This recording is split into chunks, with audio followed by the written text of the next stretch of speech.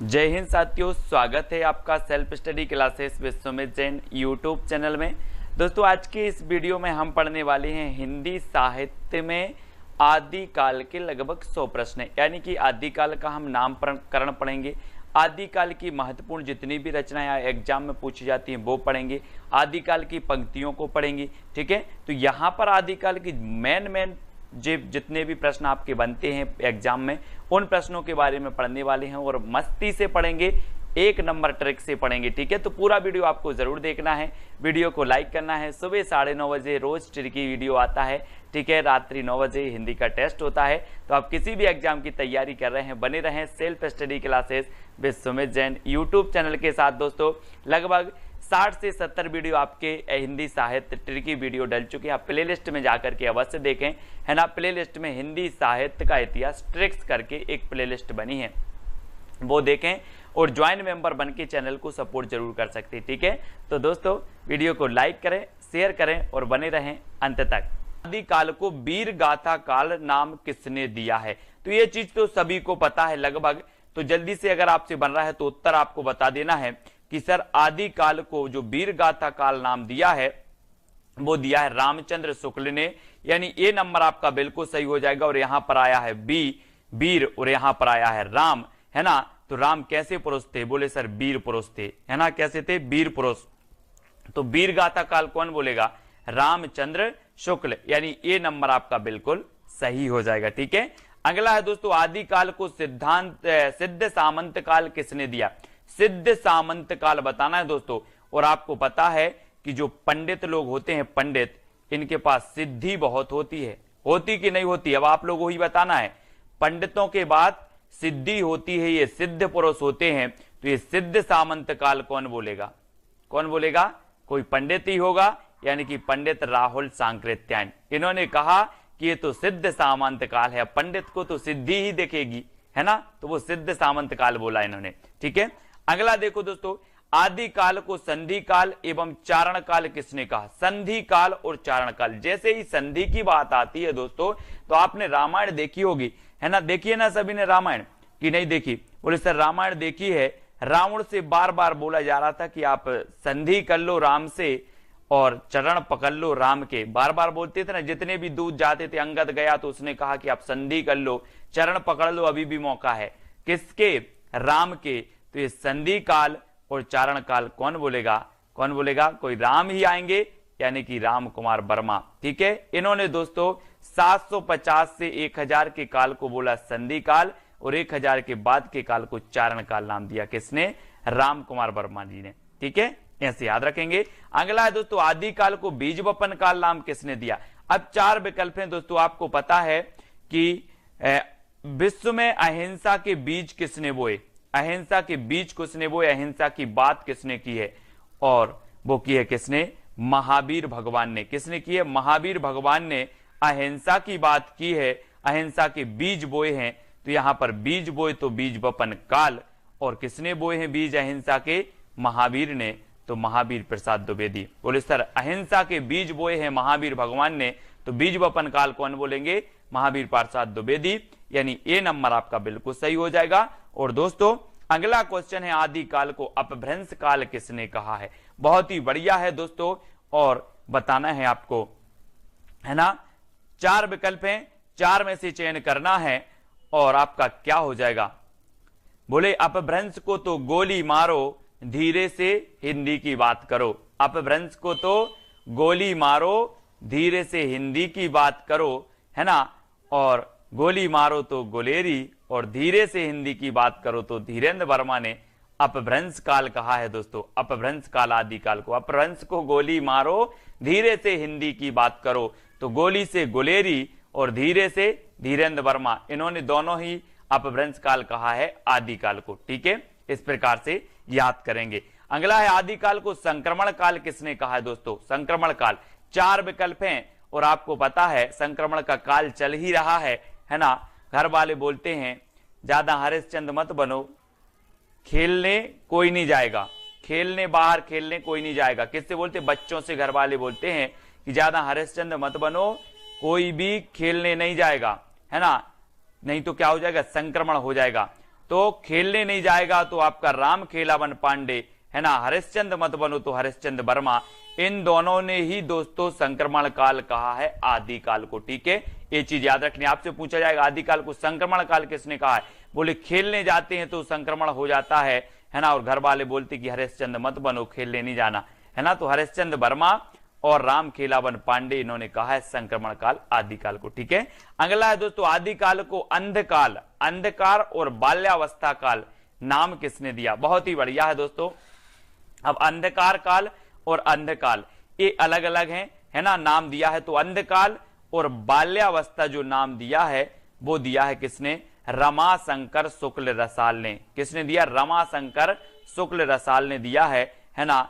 और बोले जो बाल्यावस्था में रस है वो कहीं भी कोई भी अवस्था में नहीं है, रस से रसाल। ठीक है, रसाल बाल्यावस्था काल रसाल ने कहा है, अंधकाल भी रसाल ने कहा है। ठीक है, किसने, रमाशंकर शुक्ल रसाल ने। ठीक है, अंधकाल। अगला दोस्तों आदिकाल को वीर काल किसने कहा है, बोले सर दुनिया में पूरे विश्व में वीर लोगों की बहुत इज्जत की जाती है ना। जो वीर होते हैं पूरे विश्व में उनका नाम होता है, उनकी क्या बचती है ना, उनकी सत्ता होती है।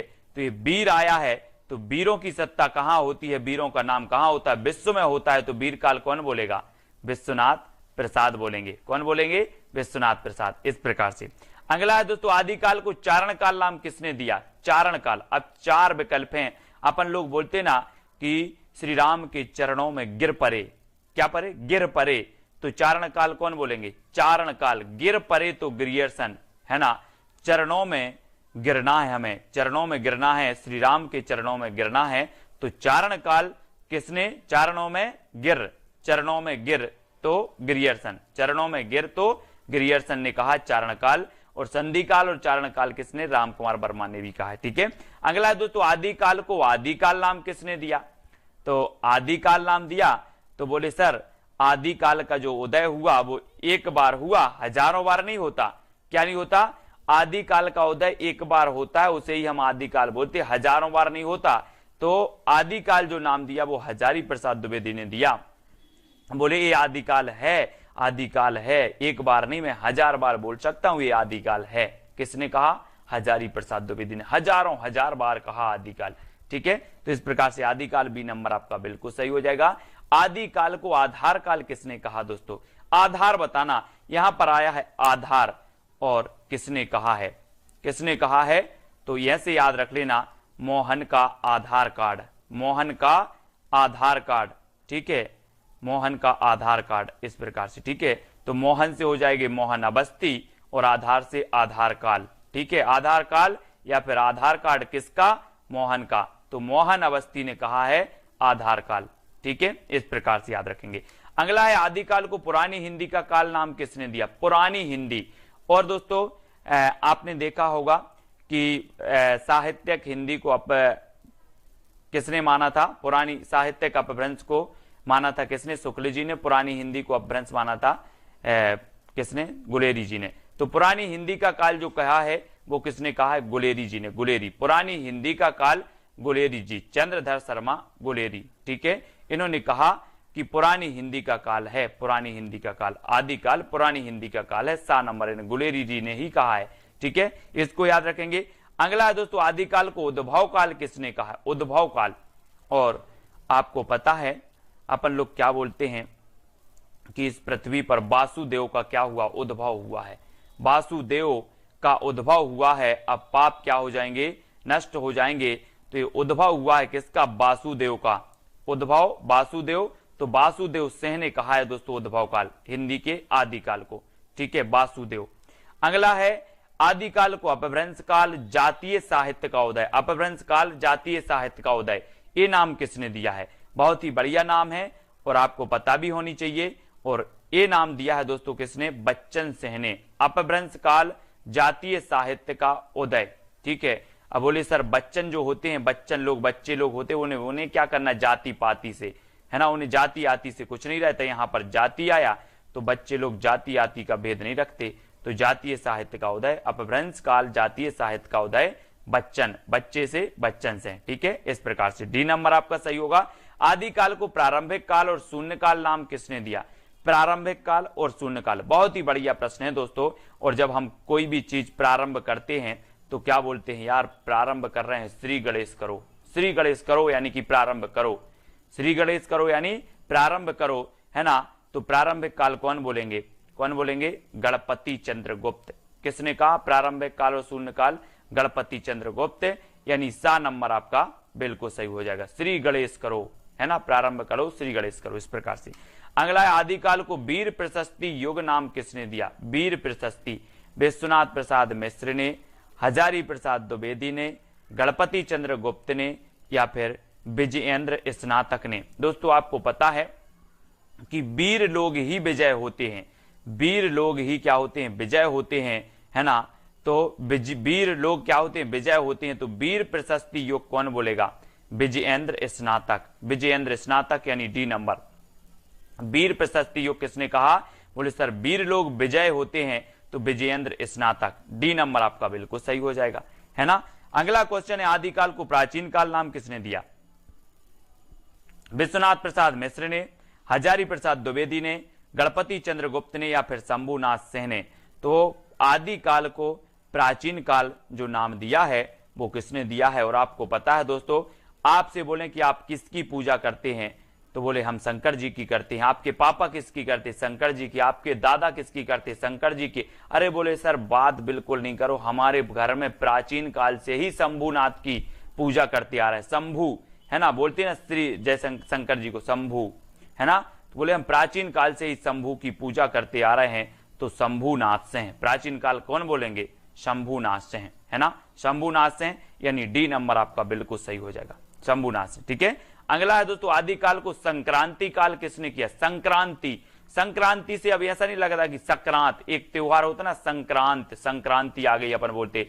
तो क्या होता है संक्रांति में, लड्डू वड्डू का प्रसाद मिलता है। काय का प्रसाद मिलता है, लड्डू वड्डू का प्रसाद मिलता है सभी को। तो इस संक्रांति में प्रसाद मिलता है, तो संक्रांति काल कौन बोलेंगे, कौन बोलेंगे, कोई प्रसाद ही होंगे, राम प्रसाद मिश्र।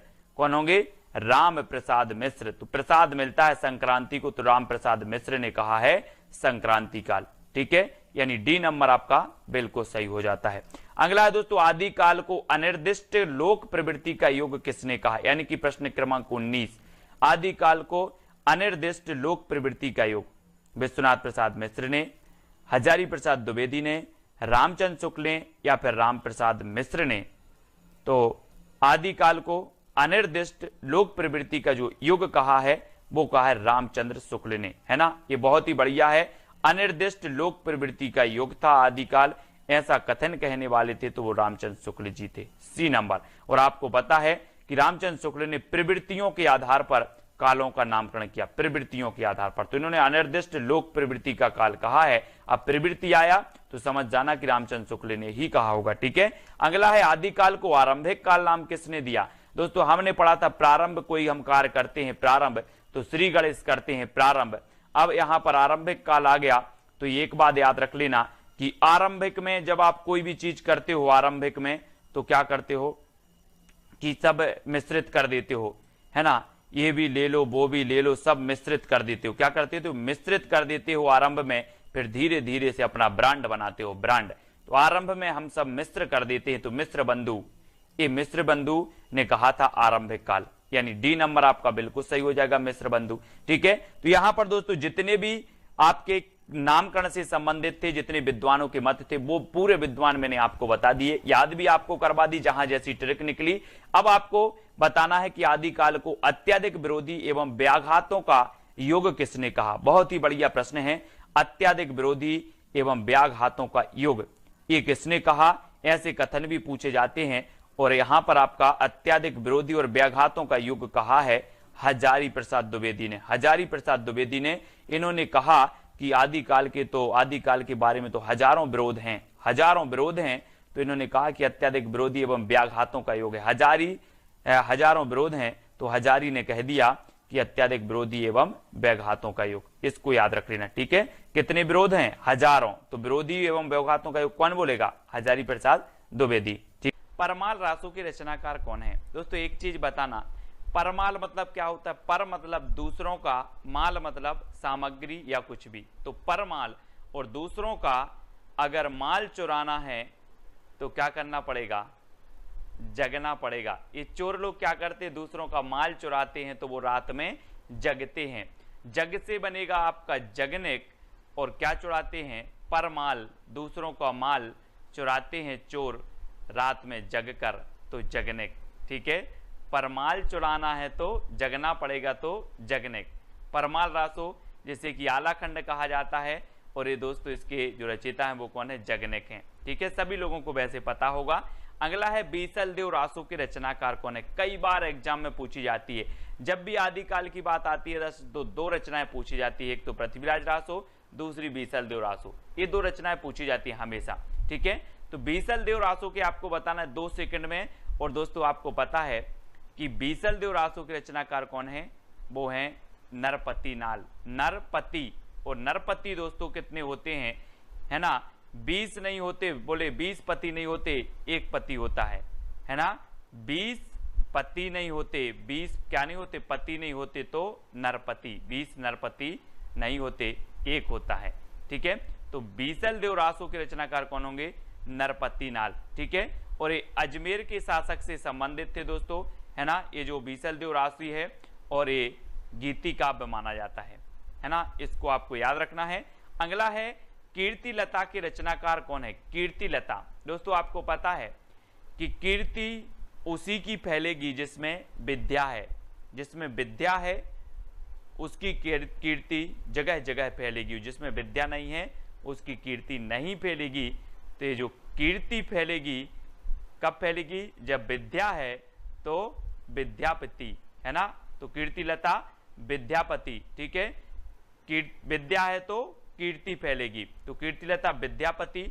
और दोस्तों आपको पता होगा कि विद्यापति जी की कितनी रचनाएं थी, एक तो थी इनकी कीर्ति लता, ठीक है, कीर्ति लता, और एक थी इनकी कीर्ति पताका। कौन सी थी, कीर्ति पताका, और एक थी दोस्तों इनकी पदावली। ठीक है, तो ये इनकी रचनाएं थी 3, तो पद लता पताका, पद लता पताका, ऐसे याद रखेंगे, पद लता पताका। तो ये 3 रचनाएं आपको याद रखना है, और जिसमें विद्या है उसकी कीर्ति फैलेगी, इस प्रकार से याद भी करेंगे। ठीक है, वर्ण रत्नाकर के रचनाकार कौन है, दोस्तों आपको पता है, आप वर्ण लिखते हो, वर्ण, है ना, जैसे आ अनार का, आ आम का, ये क्या कहलाते हैं, वर्ण। तो वर्ण आप अंधेरे में पढ़ोगे कि ज्योति में पढ़ोगे, वर्ण अंधेरे में नहीं पढ़ना है, हमें ज्योति में पढ़ना है, ज्योति यानी कि उजाले में पढ़ना है, तो वर्ण हमें ज्योति में पढ़ना है, तो ज्योतिरीश्वर ठाकुर, है ना। वर्ण रत्नाकर के रचनाकार कौन होंगे, ज्योतिरीश्वर ठाकुर, यानी कि जो विकल्प नंबर आपका बी है वो बिल्कुल सही हो जाएगा। अब मैं कभी पूछूं आपसे वर्ण रत्नाकर, बोले सर वर्ण तो हमें ज्योति में पढ़ना है, तो ज्योतिरीश्वर ठाकुर। ठीक है, अगला है राउलवेल की रचनाकार कौन है। दोस्तों आपको ट्रिक भी बताना है, कौन सी अच्छी ट्रिक लगी है वो कमेंट में बताना है। वीडियो के लास्ट में एक चैलेंज प्रश्न दिया जाएगा, तो उसका उत्तर भी आपको बताना है। ठीक है, राउलवेल, बेल समझते हैं आप दोस्तों, बैल बजा दी, बोले यार बैल बजा दी बड़ा रोड़ा है।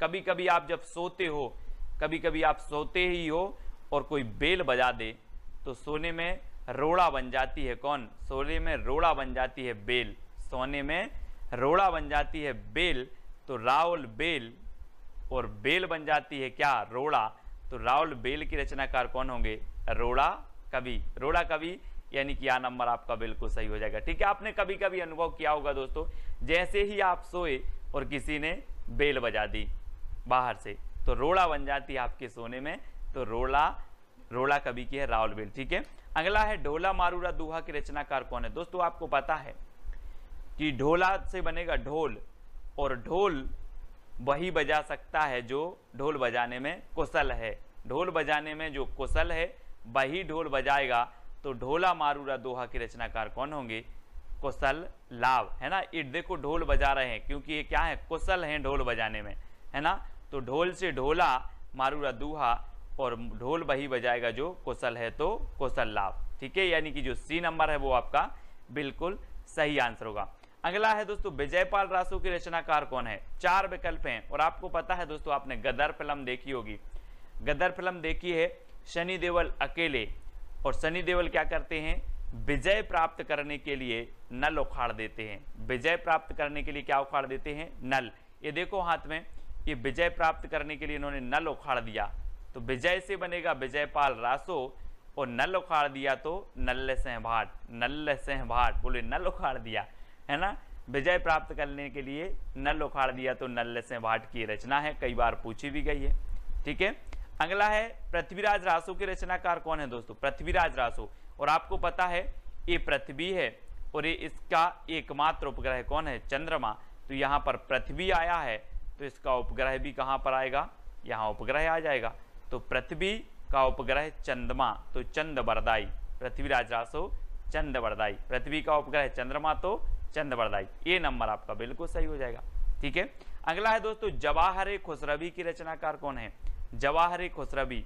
और आपको पता है कि जो जवाहर, हीरा, मोती, जवाहर ये किसके पास होंगे? गरीब के पास कि अमीर के पास? ये देखो, ये जवाहर हैं, हीरा, मोती, जवाहर, और ये जवाहर जो होंगे वो किसके पास होंगे? अमीर व्यक्ति के पास होंगे कि गरीब व्यक्ति के? तो आपने बिल्कुल सही आंसर पहचाना है कि सर अमीर के पास होंगे। तो जवाहर खुसरवी की जो रचना होगी वो किसकी होगी? अमीर खुसरो। और खुसरवी से तो खुसरो है ही, तो खुसरवी। ठीक है, अगला क्वेश्चन आपको बताना दोस्तों, जय मयंक जस चंद्रिका के रचनाकार कौन है? तो 4 विकल्प हैं। और आपको पता है दोस्तों कि जब एक पत्नी अपने पति के लिए करवा चौथ का व्रत रखती है, एक पत्नी अपने पति के लिए करवा चौथ की व्रत रखती है, और जब ये चल्ली में से वह चांद को देखती है तो चांद कैसा नजर आता है? मधुर। कैसा नजर आता है? मधुर। तो मधुकर, है ना। मयंक मतलब भी चंद्रमा होता है, और चंद्रमा की चंद्रिका को जब पत्नी देखती है तो जो चंद्रिका है वो कैसी नजर आती है? मधुर। तो मधुकर, है ना। जय मयंक जस चंद्रिका कैसी नजर आ रही है? मधुर से मधुकर। ठीक है, जय मयंक जस चंद्रिका नजर आ रही है मधुर, तो मधुकर। ठीक है, यानी कि जो सा नंबर है वो आपका बिल्कुल सही हो जाएगा, सा नंबर। ठीक है, अगला है खुमान रासो के रचनाकार कौन है? दोस्तों आपको पता है खुमान मतलब होता है दीर्घायु। खुमान मतलब क्या होता है? दीर्घायु, लंबी आयु। ठीक है, लेकिन खुमान रासो, खुमान एक पदवी भी थी शिवाजी की, है ना। इन्हें खुमान की पदवी दी गई थी। और खुमान रासो की जो रचनाकार होंगे वो कौन होंगे? दलपति विजय। खुमान से बनेगा दोस्तों आपका गुमान। और हम बोलते ना कि गोरे रंग पे ना इतना गुमान कर। कभी कभी कोई दल का पति विजय प्राप्त करता है तो उसे गुमान हो जाता है, गुमान। तो गुमान से खुमान, गुमान से खुमान, है ना। दल का पति अगर विजय हो जाता है तो उसे गुमान हो जाता है, तो खुमान। तो खुमान रासो के रचनाकार दलपति विजय।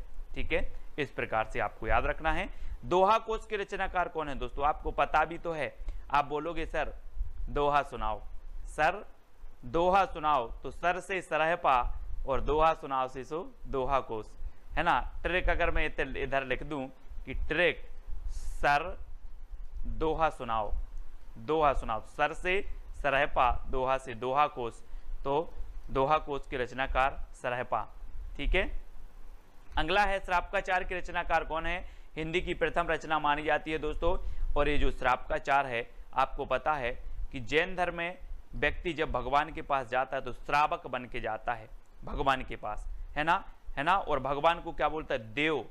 तो श्रावक जाता है किसके पास? देव के पास। श्रावक बनकर जाता है व्यक्ति देव के पास। तो श्रापकाचार के रचनाकार कौन होंगे? देवसेन। ये देखो, ये व्यक्ति श्रावक बनकर गया है किसके पास? भगवान या फिर देव के पास। ठीक है, तो श्रावक बन के जाना है देव के पास। तो श्रापकाचार के रचनाकार देवसेन। 933 इसका रचना काल माना जाता है, 933 ईस्वी। ठीक है, श्रापकाचार की ओर प्रथम रचना है हिंदी की। अगला है बुद्धिरास के रचनाकार कौन है? बुद्धिरास।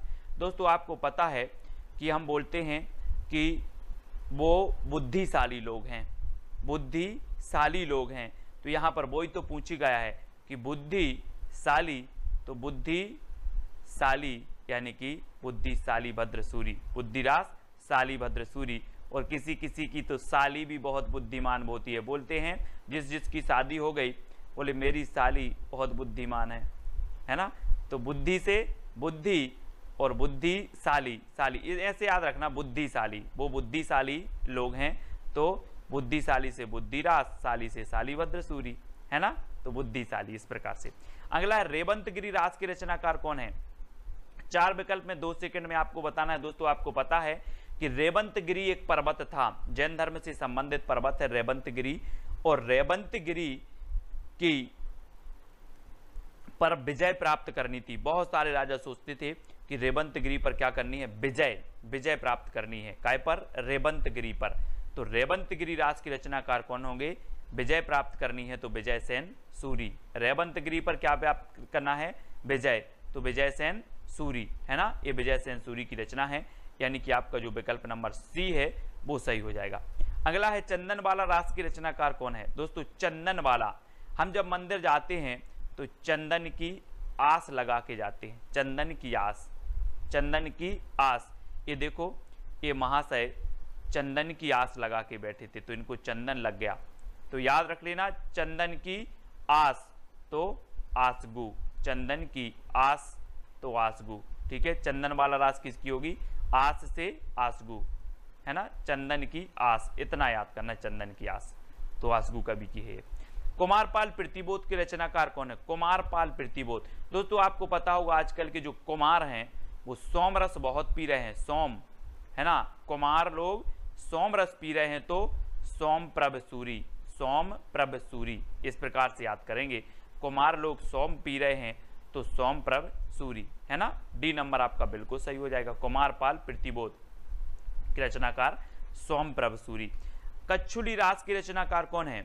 कच्छुली रास आपको पता है दोस्तों, आपसे मैं पूछूं कच्छुली, कच्छुली बाजार गए थे कच्छुली, बोले हाँ, मैंने तिलक लगाकर प्रज्ञा ली, है ना, प्रज्ञा तिलक, है ना, इस प्रकार से मैंने प्रज्ञा ली तिलक लगाकर, तो प्रज्ञा तिलक कच्छुली रास। बोले कच्छुली रास, कच्छुली, तो बोले हाँ, ली, प्रज्ञा ली, प्रज्ञा, है ना, तो प्रज्ञा तिलक, कच्छुली प्रज्ञा तिलक, प्रज्ञा तिलक। ये देखो, ये तिलक लगाकर क्या ले रहे हैं? प्रज्ञा ले रहे हैं, प्रज्ञा यानी कि प्रतिज्ञा, है ना, वही ले रहे हैं, तो कच्छुली बोले प्रतिज्ञा ली तिलक लगाकर, ठीक है, इस प्रकार से। जयचंद्र प्रकाश के रचनाकार कौन है दोस्तों? 4 विकल्प हैं, और आपको पता है दोस्तों कि केदारनाथ में हमें क्या करना है? चंद्रमा का प्रकाश करना है। केदारनाथ में चंद्रमा का प्रकाश करना है, तो चंद्र से चंद्रमा, और चंद्रमा का प्रकाश कहाँ करना है? केदारनाथ में, तो केदार भट्ट। चंद्रमा का प्रकाश करना है कहाँ?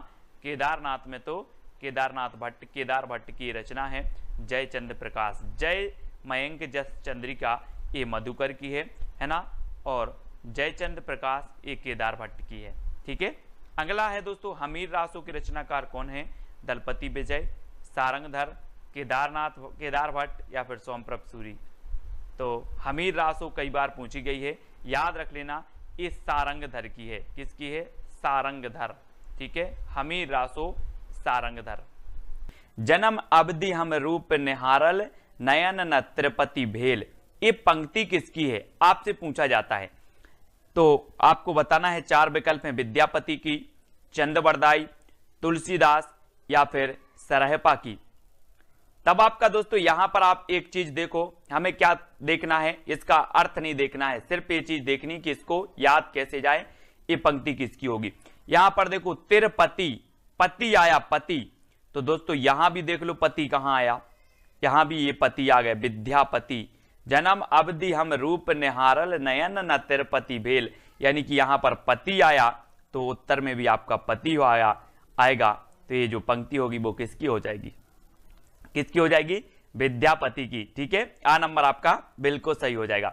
अगला देखो दोस्तों, गोरी सेवे सेज पे मुख पर डारे केस, ये पंक्ति कई बार पूछी गई है दोस्तों। अब आपको बताना है कि ये पंक्ति किसकी है। और एक चीज मैं आपको बता दूं कि जो यहां पर आया है एक शब्द सेज, सेज मतलब होता है दोस्तों कोमल बिस्तर, है ना, कोमल बिस्तर, मखमल के गद्दे, वो सेज कहलाता है। और बताना दोस्तों कि ये कोमल गद्दे, मखमल के गद्दों पर अमीर व्यक्ति सोएगा या गरीब व्यक्ति सोएगा? आप बताना, गरीब के पास तो नहीं होंगे मखमल के गद्दे, कोमल गद्दे, किसके पास होंगे? अमीर के पास। तो सेज मतलब होते हैं कोमल गद्दे, मखमल के गद्दे, और इस सेज पर गरीब नहीं सो सकता, अमीर सो सकता है, तो अमीर खुसरो। ठीक है, इस पंक्ति के रचयिता कौन हो जाएंगे? अमीर खुसरो। ऐसे ही पूरी पंक्तियां आपको याद हो जाएंगी दोस्तों। अगला देखो, देसिल बैना सबजन मिठा, देसिल बैना सबजन मिठा, ये पंक्ति किसकी है? और मैंने आपको कई बार बताया है कि मिठा मिठा बोल थारो काय बेगेड़े, काय बेगेड़े थारो काय बेगेड़े। दोस्तों आपको पता है, जिस व्यक्ति में विद्या होती है, जिस व्यक्ति में ज्ञान होता है, वो मीठा मीठा बोलता है। जिस व्यक्ति में विद्या नहीं होती है वो कर्कश बोलता है, उसकी आवाज खराब लगती है ना। तो आपके अंदर भी विद्या है और आपको कैसा बोलना है? मिठा मिठा बोलना है। तो याद रख लेना, मिठा मिठा वो बोलता है जिसके अंदर विद्या होती है। तो ये देसिल बैना सबजन मिठा, ये किसकी पंक्ति हो जाएगी? किसकी होगी? विद्यापति की। ठीक है, और इनकी रचनाएं कौन सी हैं? पद लता पताका पदावली, कीर्ति लता कीर्ति पताका कीर्ति लता, और कीर्ति पताका अभट्ट भाषा में है, पदावली मैथिली भाषा में है। याद रख लेना है दोस्तों। और देसिल बैना सबजन मिठा, यानी कि मिठा मिठा, ये विद्यापति। ठीक है, आ नंबर आपका सही होगा। मैथिल कोकिल भी इन्हें कहा जाता है, कोकिल के जैसा बोलते हैं दोस्तों ये। ठीक है, इस प्रकार से याद रखेंगे। अगला है पुस्तक जल्लड़ हाथ दई चली गज्जन निरपकाज। तो ये 4 विकल्प हैं, आपको पता है दोस्तों। जल्लड़ था किसके पुत्र का नाम? चंद बरदाई के पुत्र का नाम था जल्लड़, है ना। और चंद बरदाई ने पृथ्वीराज रासो की क्या की है? रचना की है, पृथ्वीराज रासो की। उसके कुछ अंक छूट गए थे तो अधूरा था, तो उसको जो पूरा किया पृथ्वीराज रासो को, जल्लड़ ने किया है ना। तो दोस्तों जल्लड़ को पुस्तक हाथ में देकर वो नृपकाज यानी कि राजा के काज में चले गए थे। तो वो है यहां पर कि पुस्तक जल्लड़ हाथ दे चली गज्जन नृपकाज। तो कौन चले गए थे? चंद बरदाई। और जल्लड़ नाम था चंद बरदाई के पुत्र का, इसलिए इस पंक्ति के जो रचयिता होंगे वो कौन होंगे? विकल्प नंबर बी, यानी कि चंद बरदाई। ठीक है, इसको याद रखेंगे। हिंदी के प्रथम महाकवि कहे जाते हैं चंद बरदाई। और दोस्तों अगला है, जह मन पवन न संचरई रवि सशिला है पवंस, तहि बच चित विसाम करू सरहे कहाय ओवेश। तो यहां पर देखो दोस्तों, बहुत ही अच्छे से पंक्ति पढ़ना है। और यहां पर आ रहा है सरहे कहाय, मतलब सरहे मतलब सरहपा, है ना। तो सरहे से क्या बनेगा आपका? सरहपा। तो देखो सरहपा कौन सा है? डी नंबर, है ना। जह मन पवन न संचरई रवि सशिला है पवंस, ये यहां पर आ गया आपका सरहे। और सरहे को हमने पकड़ लिया और सरहे से बनेगा सरहपा। तो ये पंक्ति किसकी हो जाएगी? किसकी होगी? सरहपा। सरहपा यानी डी नंबर आपका बिल्कुल सही हो जाएगा। ठीक है, हिंदी के प्रथम कवि माना है राहुल सांकृत्यायन ने सरहपा को, है ना। और इनकी एक बहुत ही प्रसिद्ध रचना है कौन सी? दोहा कोश। इनको याद रखेंगे। अगली पंक्ति आपको बताना है दोस्तों, जोई जोई पिंडे सोई ब्रह्मांडे। ये पंक्ति किसकी है? बहुत ही बढ़िया पंक्ति है, पूछी भी जाती है दोस्तों। और मैं आपको बता दूं कि ऐसा माना जाता है कि जिन 5 तत्वों में जल, वायु, अग्नि, पृथ्वी एवं आकाश से यह ब्रह्मांड बना है, उन्हीं 5 तत्वों से यह पिंड यानी कि शरीर भी बना है। इस प्रकार जो कुछ ब्रह्मांड में है वही सब पिंड में भी अवस्थित है। यत पिंडे तद ब्रह्मांडे, इसलिए इस पिंड को ब्रह्मांड का लघु रूप भी कहा जाता है। तो जोई जोई पिंडे सोई ब्रह्मांडे, ये एक अर्थ इससे लिया गया है। और दोस्तों आपको पता है कि ये जो पंक्ति है वो किसकी है? गोरखनाथ की है। किसकी है? गोरखनाथ की है। इन्होंने कहा था कि संसार में क्या रखा है? माया मोह को इन्होंने त्याग दिया। किसने? गोरखनाथ जी ने। और दोस्तों एक जो साधना है, अंतः की साधना इन्होंने की। तो ये इन्होंने कहा था कि जोई जोई पिंडे सोई ब्रह्मांडे। किसने कहा था? गोरखनाथ ने कहा था कि जो दोस्तों जलवायु, अग्नि, पृथ्वी, आकाश, ये जो 5 तत्व हैं ये ब्रह्मांड में है, वही 5 तत्व हमारे शरीर में हैं। तो इस प्रकार से आपको गोरखनाथ की ये पंक्ति याद रखना है, जोई जोई पिंडे सोई ब्रह्मांडे। ठीक है, अगला है 12 बरस लो कुकर जीवे अरु 13 लो जिये से यार, बरस 18 क्षत्रिय जीवे आगे जीवन को धिक्कार। आपको नहीं लग रहा है ये दोस्तों आला है? आला। और आला हम रात में जग कर पढ़ते हैं, आला हम रात में जग कर पढ़ते हैं। और इस पंक्ति के जो रचयिता होंगे वो कौन होंगे? जगनेक। क्योंकि ये कहां से ली गई है पंक्ति? आलाखंड से, आलाखंड से ली गई है। ठीक है, आलाखंड या जिसे परमाल रासो कहा जाता है, परमाल रासो, है ना। और 12 बरस लो कुकर जीवे अरु 13 लो जिये सियार, बरस 18 क्षत्रिय जीवे आगे जीवन को धिक्कार। ठीक है, तो ये आला से तो जगने का आपसे बन जाएगा। नेक्स्ट है गोरख जगायो जोग भक्ति भगायो लोग। दोस्तों यहां कंफ्यूजन होता है बहुत सारे लोगों में, यहां आ गया गोरख और यहां पर भी आपका अगर ऑप्शन में गोरख दिया होता तो आप गोरखनाथ लगा देते, लेकिन याद रख लेना ये पंक्ति बहुत ही बढ़िया है। गोरख जगायो जोग भक्ति भगायो लोग, ये गोरखनाथ ने नहीं कही, याद रख लेना। ये किसने नहीं कही? गोरखनाथ ने नहीं कही है, ये कही है तुलसीदास ने, यानी कि बी नंबर। अब एक चीज याद रख लेना, खुद के बारे में थोड़ी बोलेंगे कि गोरख जगायो जोग भक्ति भगायो लोग, गोरखनाथ नहीं बोलेंगे ना, कोई दूसरा व्यक्ति बोलेगा। तो गोरख जगायो जोग भक्ति भगायो लोग, ये पंक्ति जो है वो तुलसीदास की मानी जाती है। इसको याद रख लेना, हमेशा पूछी जाती है दोस्तों। क्यों पूछी जाती है? क्योंकि इसमें आप कंफ्यूजन होंगे और आप गलत करके आएंगे, तो इसको याद रखेंगे। ठीक है, अगला है माधव हम परिणाम निराशा। माधव मतलब दोस्तों श्री कृष्ण को कहा जाता है माधव, और बोले माधव हम परिणाम से निराश हैं। बोले क्यों हो बेटा निराश? तो कहा कि आपने सबको विद्या दी है, मुझे बिल्कुल भी विद्या नहीं दी, मुझे बिल्कुल भी विद्या नहीं दी, इसलिए माधव हम परिणाम निराशा। क्या नहीं दी? विद्या नहीं दी। तो इसके जो रचयिता होंगे वो कौन होंगे? विद्यापति। अब याद रख लेना, माधव हम परिणाम निराशा। बोले बेटा क्यों पर निराश हो? विद्या नहीं दी, तो विद्या से विद्यापति। इस प्रकार से पंक्तियों को मस्ती से याद करते जाएंगे। ठीक है, ये नंबर आपका बिल्कुल सही होगा। नेक्स्ट है जो जिण शासन भासियऊ सो भई कहियड़ सारू सो सरी पावई पारू। ठीक है, ये पंक्ति किसकी है दोस्तों? यहां पर 4 विकल्प हैं, 4 में से चयन करके आप बताएंगे। और यहां पर जिण शासन दिया है। जिण, जिण मतलब होता है दोस्तों भगवान, भगवान का पर्यायवाची है जिन।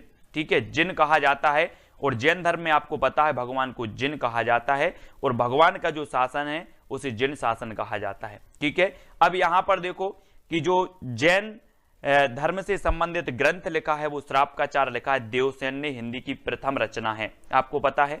और दोस्तों जिन मतलब होता है भगवान या फिर देव, तो यहां पर भी आपका देव आएगा, देवसेन। ठीक है, जिन मतलब क्या होता है? भगवान। और जिन शासन भाषी ये पंक्ति में आ रहा है, तो यहां पर भी आपका देवसेन आएगा। और देवसेन की रचना श्रापकाचार है, और यहां पर इन्होंने कहा कि जिन शासन है ना। इस प्रकार जैन धर्म में जो शासन है उसे जिन शासन कहा जाता है, भगवान के शासन को। ठीक है, तो देवसेन ये आपका सा नंबर बिल्कुल सही होगा। इनकी जो रचना है वो कौन सी है दोस्तों? श्रावकाचार। कौन सी है? श्रावकाचार। और 933 इसका रचना काल माना जाता है, ये चीज भी आपको याद रखनी है। ठीक है, तो जिन से आपको याद रखना है एक सेती पट्टा, एक नीली पट्टा, एक तिलक जनेऊ, एक लंबी जटा। अब देख लेना दोस्तों, एक सेती पट्टा, फिर एक नील पट्टा, फिर एक तिलक जनेऊ, एक लंबी पट्टा, इतनी चीजें हैं, सब क्या हो गई? चरपट हो गई। सब क्या हो गई? चरपट हो गई। तो इस पंक्ति के रचयिता कौन होंगे? बोले सर एक सेती पट्टा, एक नील पट्टा, एक तिलक जनेऊ, एक लंबी जटा, सब क्या हो गई? चरपट हो गई। वो अपन बोलते ना चौपट हो गया यार, सब ये सब चरपट हो गया। तो इस पंक्ति के जो रचयिता होंगे वो कौन होंगे? चरपटनाथ। कौन होंगे? चरपटनाथ। हुआ ना याद आपको? है ना, क्या हो गई? ये चरपट हो गई। तो चरपटनाथ यानी बी नंबर आपका बिल्कुल सही होगा। अगला है दोस्तों बोलई बाहुबली बलवंत लोह खंडितऊ गर्बियु अहंत। इस पंक्ति के रचयिता कौन है? 4 विकल्प हैं, और आपको पता है दोस्तों ऊपर आया है पंक्ति में बाहुबली, और जो भरतेश्वर बाहुबली रास है ये पंक्ति किसकी, ये रचना किसकी है? भरतेश्वर बाहुबली रास। तो आप जल्दी से बताओगे सर ये तो शालिभद्र सूरी की है। गणपति चंद्रगुप्त ने भरतेश्वर बाहुबली रास को हिंदी की प्रथम रचना माना, और शालिभद्र सूरी को प्रथम कवि माना, आपको पता होगा। और यहां पर बाहुबली आया, तो बाहुबली से हमने लगाया कि ये भरतेश्वर बाहुबली रचना भी है, और वो रचना किसकी है? शालिभद्र सूरी की है। तो बाहुबली आया तो ये शालिभद्र सूरी की ही पंक्ति हो जाएगी, यानी सा नंबर आपका बिल्कुल सही होगा। ठीक है, तो इस प्रकार से अपन को दोस्तों याद करते जाना है। जामत पच्छई संप जई सामति पहली होई, मुंज भड़ई मृलाल बलई बेहन न बैठे कोई। इसके बताना बहुत ही बढ़िया पंक्ति है दोस्तों, याद रख लेना है। और ये जो पंक्ति है वो किसकी है जल्दी से बताना दोस्तों। आपको पता होगा मेरू मतलब होता है क्या? पर्वत। मेरू मतलब क्या होता है? पर्वत। और आपने देखा होगा कि हमारे विभिन्न जो भगवान हुए हैं वो पर्वत पर तपस्या करने गए, तपस्या करने गए। अब इसका अर्थ नहीं लेना कि पंक्ति का क्या है, मैं सिर्फ याद करवा रहा हूं। ठीक है, जामति पच्छई संपजई सामति पहली हुई, ये कहां गए? पर्वत पर तपस्या करने गए दोस्तों भगवान। और इन्होंने कहा कि जो आज मैं तपस्या करने यहां आ गए हूं, ऐसी मति हमारी पहले हो जाती। कौन बोल रहे हैं? मेरू यानी कि पर्वत, है ना। तो इस प्रकार से याद रखेंगे। और ये मेरु तुंग की रचना है ना। ये कई बार पूछी गई, इसको याद रख लेना दोस्तों। जामति पंचई संपजई, सामति पहली होई, मुंज भड़ई मृलाल बलई, बेहन ना बैठे कोई। ठीक है, तो ये सा नंबर आपका बिल्कुल सही हो जाएगा। अगला है प्रिय पृथ्वीराज नरेश जोग, बज्जिए केस सुदेश। ये पंक्ति किसकी है दोस्तों? अब देखना यहां पर क्या आया है, 4 विकल्प में से आप चयन करके बताएंगे। और यहां आया है पृथ्वीराज। क्या आया है? पृथ्वीराज। और पृथ्वीराज रासो तो चंद्रबरदाई की रचना है कि नहीं? है। तो यहां पर पृथ्वीराज आया है और पृथ्वीराज से सीधा आप चंद्रबरदाई पर पहुंच जाओ। प्रिय पृथ्वीराज नरेश जोग, बज्जिए केस सुदेश। तो ये पंक्ति किसकी हो जाएगी? चंद्रबरदाई की। कैसे याद किया? बोले हमने पृथ्वीराज को पकड़ा शब्द को, और शब्द को पकड़ा और हमने देखा कि पृथ्वीराज रासो तो चंद्रबरदाई की रचना। ठीक है, इस प्रकार से। नेक्स्ट है बोलई कुयल अंबेयम कलिलाई कलिलाई, काकड़ी चंचरी रूढ़ रोटई। ये पंक्ति किसकी है दोस्तों? आपको पता है कि यहां पर आया है क्या? कली। और आपको दोस्तों पता होगा कि पुष्प में क्या होती है? पुष्प की कली। आप बोलते ना पुष्प की कली, और आपने कली को पकड़ लिया, कली लाई। और कली किसकी होती है? पुष्प की। तो ये पंक्ति किसकी हो जाएगी? किसकी हो जाएगी? पुष्पदंत की हो जाएगी। ठीक है, पुष्पदंत यानी सा नंबर आपका बिल्कुल सही होगा। ये अपने आप को क्या बोलते थे? अभिमान मेरु बोलते थे। कौन? अभिमान मेरु बोलते थे, पुष्पदंत। और दोस्तों बोलई कोयल अंबेयम कलिलाई, काकड़ी चंचरियो रूढ़ रोटई, है ना। तो शब्द को थोड़ा सा पकड़ते जाना है। कली, अब आप कभी नहीं बोलोगे, एक कलिलाई आएगा जहां पर आप बोलोगे कली तो किसकी होती है? पुष्प की होती है। तो ये पुष्पदंत। ठीक है, इस प्रकार से। अब दोस्तों मेरा जोबना नबेलरा भयो है गुलाल, पंक्ति किसकी है? अब दोस्तों ऐसे ही आपको पंक्तियां याद करनी है, क्योंकि ये महत्वपूर्ण पंक्तियां हम ले रहे हैं जो एग्जाम में पूछी गई हैं। ठीक है, और मेरा जोबना नबेलरा भयो है गुलाल। अब एक चीज बताना दोस्तों कि अगर किसी अमीर व्यक्ति के पास कोई ललना होता है या किसी बच्चे का जन्म होता है, तो अमीर व्यक्ति क्या करता है? गुलाल उड़ाता है, जश्न मनाता है। और किसी गरीब के पास होता है तो पता ही नहीं चलता कि क्या हो गया। ऐसा ही ना। तो मेरा जोबना नबेलरा भयो है गुलाल उड़ाओ। क्या उड़ाओ? गुलाल। तो यहां पर आया है दोस्तों गुलाल, गुलाल उड़ा रहे हैं और ये अमीर लोग उड़ा रहे हैं। तो ये किसकी होगी? अमीर खुसरो। मेरा जोबना नबेलरा भयो है गुलाल। ठीक है, तो सा नंबर आपका यहां अमीर खुसरो बिल्कुल सही हो जाएगा, है ना, सी नंबर। अब दोस्तों ये सिर्फ अपनी याद करने की ट्रिक है, इसके अर्थ पर बिल्कुल नहीं जाना, मैं आपको कई बार बोल चुका हूं। ठीक है, सहजे थर कर बारुणी साध, ये पंक्ति किसकी है दोस्तों? 4 विकल्प हैं और यहां पर आया है आपका बारू। तो उत्तर में भी क्या आ जाएगा दोस्तों? क्या आ जाएगा? बीरू, बीरू या बारू, बीरू, बारू से बीरू, तो बिरूपा, है ना। सहजे थर करी बारुणी साध, ये किसकी है? बीरू या फिर बारू, बिरूपा की है। ठीक है, इस प्रकार से याद रखेंगे, बारू बीरू, है ना। अगला देख लो दोस्तों, हमीर हमीर कज्ज जज्जल भई, फोहा नल एह मई जलऊ, सुलितान शीस करबाल दह तज्ज कलेबर दिए चलियो। ये पंक्ति किसकी है? बहुत ही बढ़िया पंक्ति है दोस्तों। और यहां पर आया है दोस्तों क्या? हमीर। और आपको पता होगा एक रचना है हमीर रासो, हमीर रासो रचना है। और वो रचना किसकी है दोस्तों? सारंगधर की है ना। सारंगधर की, और ऐसा लिखा जाता है सारंगधर, है ना। यहाँ पर फॉन्ट आपको नहीं मिला तो इसलिए सारंगधर यानी कि डी नंबर आपका सही हो जाएगा, है ना। हमीर आया, शब्द को हमीर पकड़ लिया और बोले सर हमीर रासो तो सारंगधर की रचना है। तो हमीर कज्ज जज्जल भाई फोहा नल अहमत जलियू, ये पंक्ति किसकी हो जाएगी? हो जाएगी दोस्तों आपकी हमीर रासो से सारंगधर। ठीक है, सारंगधर की हो जाएगी। इस प्रकार से याद रखेंगे। ठीक है, अगला दोस्तों देख लेते हैं, चल खुसरो घर आपने रेन भई चहु देश, ये पंक्ति बताना है। और यहां पर तो सीधा सीधा आ गया खुसरो, आ गया खुसरो, तो आप डायरेक्ट लगा दोगे सर कि ये तो किसकी है? अमीर खुसरो की है। चल खुसरो घर आपने रेन भई चहु देश, यानी कि 19 का आपका सा नंबर बिल्कुल सही हो जाएगा। ठीक है, अमीर खुसरो की पंक्ति। अगला है दोस्तों, 9 लख पातरी आंगे नाचे, पीछे सहज अखाड़ा, ऐसे मन जोगी खेले तब अंतरी बसे भंडारा। ये पंक्ति किसकी है दोस्तों? गोरखनाथ ने कहा कि व्यवहार प्रधान एक शब्दी में गोरखनाथ ने कहा है कि हंसना खेलना और मस्त रहना चाहिए। काम क्रोध का साथ नहीं करना चाहिए, हंसना खेलना और गीत गाना चाहिए। ये किसने कहा है? गोरखनाथ ने कहा है। और ये गोरखनाथ की पंक्ति है, 9 लख पातरी आंगे नाचे पीछे सहज अखाड़ा, ऐसे मन जोगी खेले तब अंतरी बसे भंडारा, है ना। तो ये पंक्ति गोरखनाथ की है और ये डी नंबर आपका बिल्कुल सही हो जाएगा। आपका आज का पहला प्रश्न है, एक नारी ने अचरज किया, सांप मार पिंजरे में दिया, ज्यों ज्यों सांप ताल को खावे, सूखे ताल सांप मर जावे। अब आपको बताना है दोस्तों ये पंक्ति किसकी है। और जब अचरज किया है, एक नारी ने सांप मार दिया है, तो आपको पता है क्या होगा, समाज में परिवार में खुसर खुसर चलने लगेगा। आपने देखा होगा परिवार में खुसर खुसर, कोई घटना घट जाती तो खुसर खुसर चलने लगता ना, ऐसा ही खुसर खुसर चलने लगा। जब एक नारी ने अचरज किया और सांप मार पिंजरे में दिया तो खुसर खुसर चलने लगा। तो इस पंक्ति के रचयिता कौन होंगे? ये पंक्ति किसकी होगी?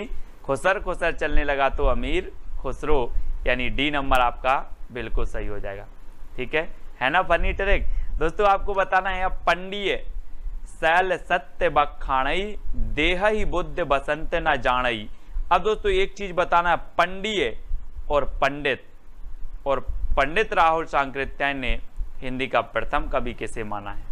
यहाँ पर आ रहा है पंडिये और हम इसका ले लेंगे पंडित, और पंडित ने किसे माना है? सराहपा को। तो ये पंक्ति भी किसकी होगी? सराहपा की होगी। बोले पंडिये सयल सत्य बखाणई, देह ही बुद्ध बसंत न जाने। अब दोस्तों इसमें आपको अर्थ बिल्कुल नहीं लेना, पंक्ति का अर्थ क्या है, हमें ट्रिक निकालना है कि हमें याद कैसी हो रही, माइंड में कैसे सेट हो रही कि ये किसकी है। ठीक है, वो चीज देखना है। तो यहाँ पर पंडिये और पंडिये से होगा पंडित, और पंडित ने राहुल सांकृत्यायन ने सराहपा को हिंदी का प्रथम कवि माना, तो ये पंक्ति भी किसकी हो जाएगी? सराहपा की हो जाएगी। ऐसे याद कर लेंगे। अगला है दोस्तों, किसका बेटा किसकी बहू, आप स्वार्थ मिलिया सहू। आपने देखा होगा दोस्तों, आपका जीवन निकल जाता है, मेरा बेटा मेरी बहू, है ना। आप जितना छोड़ के जाते हो, जितना छोड़ के आपकी मृत्यु हो जाती है, आप बहुत सारा धन छोड़ के जाते हो, ये बेटा और बहू सब चरपट कर देते हैं। क्या कर देते हैं? चरपट कर देते हैं। तो किसका बेटा किसकी बहू, आप स्वार्थ मिलिया सहू, सब चरपट कर देते हैं। तो ये पंक्ति भी किसकी हो जाएगी? चरपटनाथ की, यानी कि आपका जो ए नंबर है वो बिल्कुल सही हो जाएगा। दोस्तों आपको पूरा वीडियो जरूर देखना है, आपको सारी पंक्तियां याद हो जाएंगी। अबदू रहिया हाटे बाटे, रूस बरस की छाया, तजबा काम क्रोध लोभ मोह संसार की माया। आपको पता होगा दोस्तों, आदि काल में क्रोध मोह लोभ तजबे की बात किसने की है? किसने की है? बोले इनसे मुक्त हो जाओ और भगवान की साधना करो। किसने की है? गोरखनाथ, है ना। गोरखनाथ नाथ संप्रदाय के प्रमुख थे और इन्होंने कहा है कि काम क्रोध लोभ मोह ये सब संसार असार है ना। यही कहा है, भगवान की भक्ति करो। तो दोस्तों ये किसने कहा है? गोरखनाथ ने आदिकाल में कहा है ना। तो गोरखनाथ की ये पंक्ति हो जाएगी ए नंबर।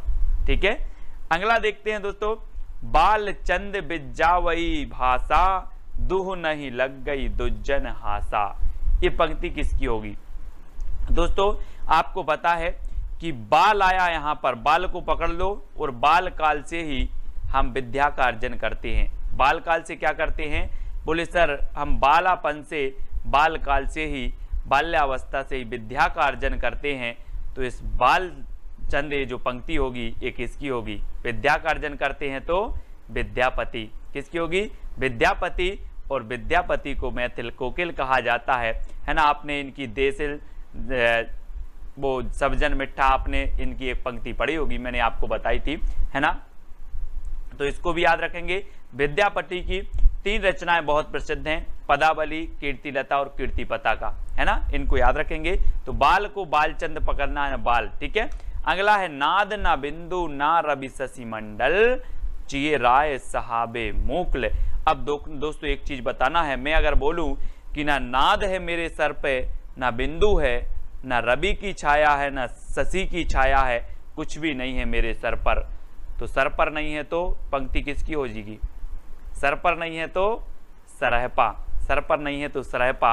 ना नाद है, ना बिंदु है, ना रवि है, ना शशि है, कुछ भी नहीं है मेरे सर पर, तो सरहपा। इस प्रकार से याद रखेंगे, थोड़ी सी हिंट आपको चाहिए और आपको याद हो जाएगा, यानी बा नंबर आपका बिल्कुल सही हो जाएगा।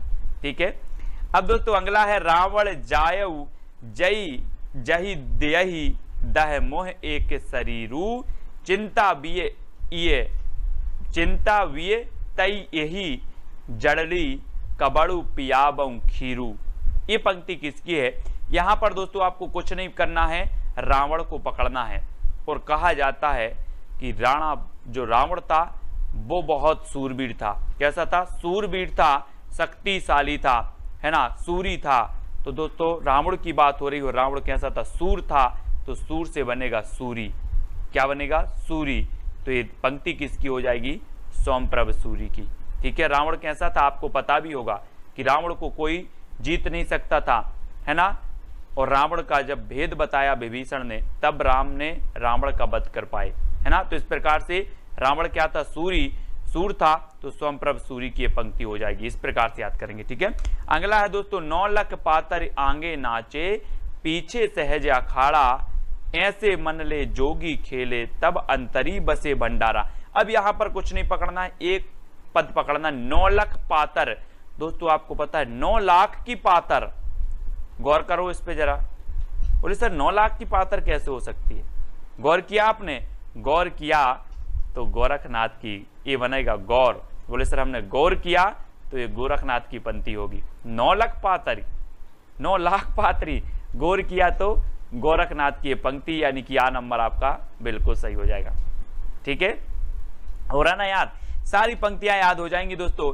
मनहु कला शशिभान कला 1600 बन्निये बाल बैस सासीत समीप अमृत रस पिन्निये। अब यहां पर देखो दोस्तों क्या आ रहा है? शशि और सासी।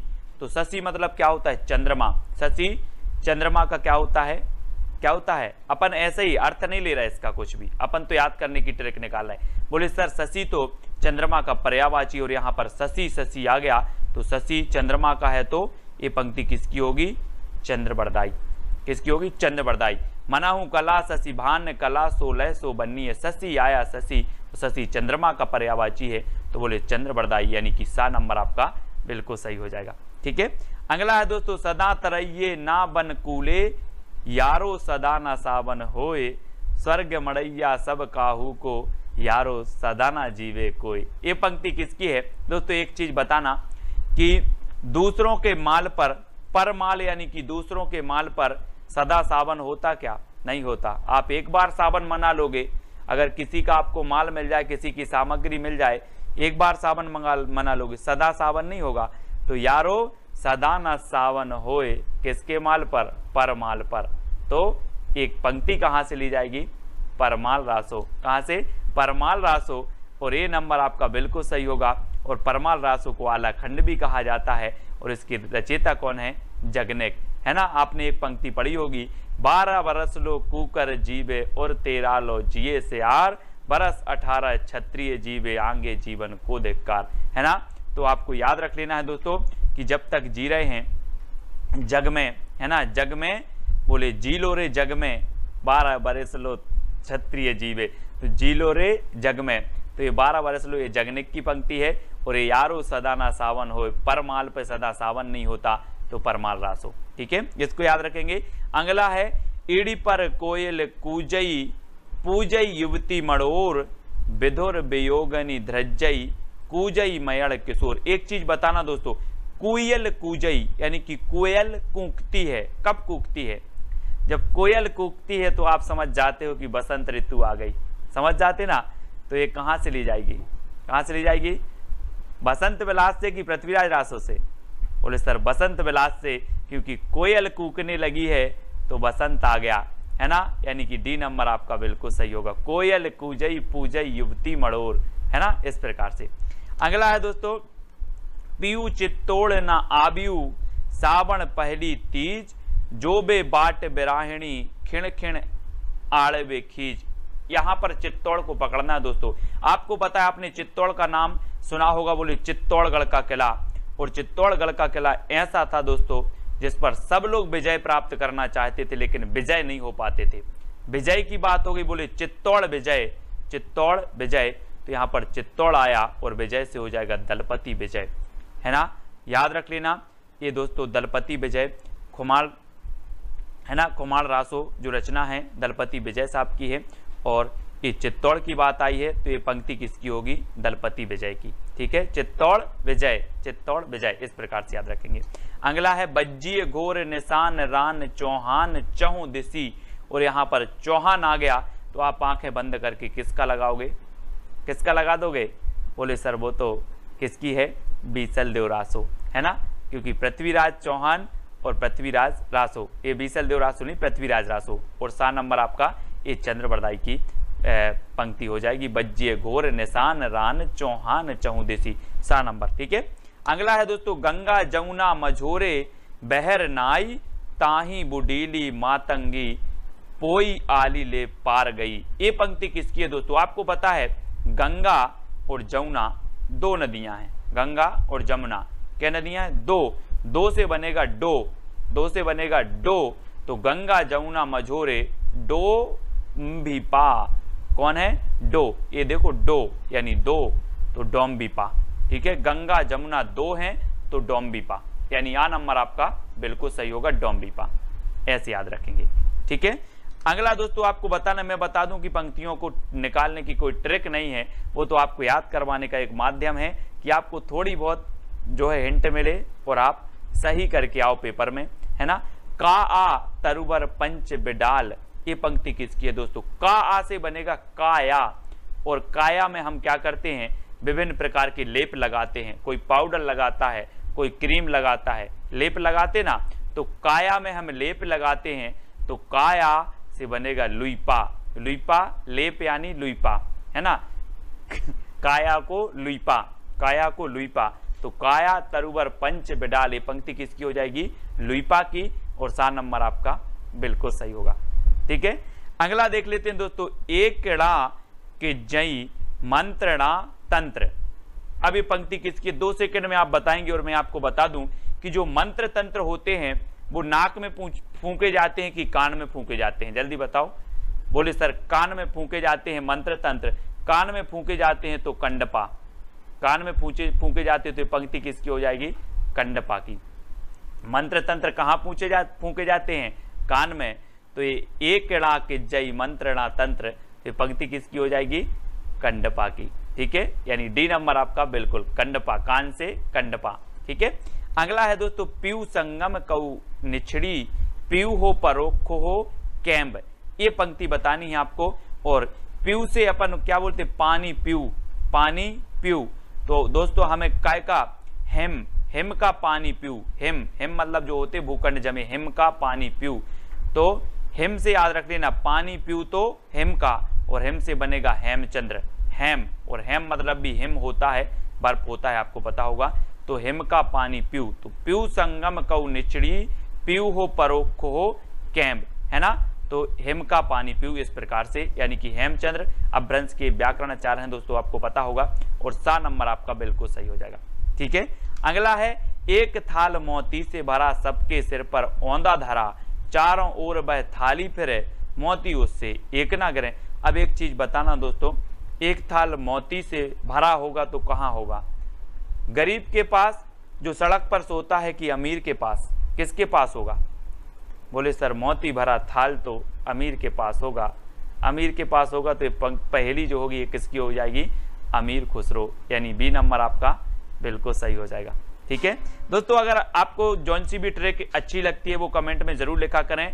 जे हैं दिस दिस ते में रही मिले आई, ते हैं दिस दिस जा रही मिले आई, तो दिस दिस आ रहा दोस्तों, दिस दिस, और यहाँ पर दिस दिस, और आपको पता है दिस दिस मतलब दिशा की बात हो रही है, और दिशा में जो चारों दिशा में जो खुशबू फैल जाती है दोस्तों, वो किसकी फैल जाती है, पुष्प की। आप और हम बोलते हैं कि पुष्प की, फूल की खुशबू चारों दिशाओं में फैल गई, पुष्प की खुशबू चारों दिशाओं में फैल गई, तो यहाँ पर आ रहा है दिस दिस दिस दिस, और दिशा में खुशबू फैल गई काय की, पुष्प की, तो ये पंक्ति भी किसकी हो जाएगी, पुष्पदंत की।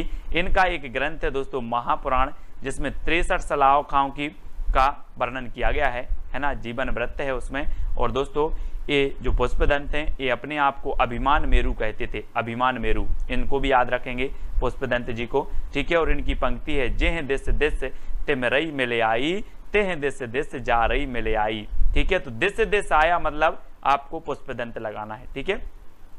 अगला है दोस्तों, पुरुष कहानी हो कहो जसु बत्थे पुण्य। अब एक कहानी आया है दोस्तों यहाँ पर, कहानी, और कहानी आपको पता है कहानी को अबहट्ट में कहा जाता है कहानी, कहानी को अबहट्ट में कहानी कहा जाता है। और अबहट्ट की हमने 2 रचनाएं पढ़ी हैं, कीर्तिलता और कीर्ति पताका, और ये 2 रचनाएं किसकी हैं, विद्यापति की। और यहाँ पर कहानी आया है और कहानी अबहट्ट में कहा जाता है, तो बोले सर 2 रचनाएं हैं विद्यापति की, कीर्तिलता और कीर्ति पताका, तो ये पंक्ति भी किसी की होगी, किसकी होगी, विद्यापति की, है ना। विद्यापति यानी कि ये कीर्तिलता से ले गई है दोस्तों, पुरुष कहानी हो कहो जसु पत्थैवे पुण्य, तो ये कीर्तिलता से ली गई है। कहानी आया और कहानी हमने पकड़ लिया कि कहानी अबहट्ट में कहा जाता है, और अबहट्ट की रचना 2 ही हैं, कीर्तिलता और कीर्ति पताका, तो ये कीर्तिलता से ली गई है और ये विद्यापति की पंक्ति हो जाएगी।